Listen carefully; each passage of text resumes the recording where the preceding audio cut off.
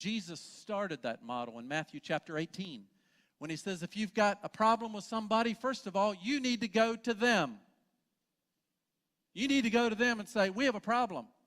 And you need to talk it out with them face to face, not over email, not over text, not over whatever other forms you use. You go to them and you talk it out.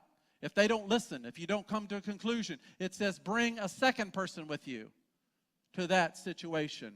And hopefully that second person will have some insight to help you over hurdles that you couldn't do when you went to that person firsthand. Again, relationship, working out problems. And if the second doesn't work, he says, then bring all those involved. Actually, it says take it to the church, but the church was organized in small groups. Bring all those involved and come together and seek God about a solution for this problem. And then it says if that still doesn't work, what do? He says you treat them as a sinner or a tax collector. Well, how did Jesus treat sinners and tax collectors?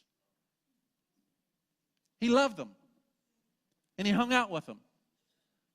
But he didn't solve their problem because they didn't want it solved. That's probably one of the richest wisdom given to me by my former pastor that I didn't always get along with. He said to treat somebody as a sinner and a tax collector means that you love them, but you don't solve their problem. And I've taken that with me in ministry. People leave, people come, people go.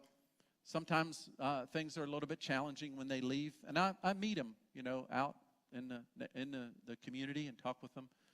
I'll ask them how they're doing. I'll ask them about their family, maybe and ask them about their job.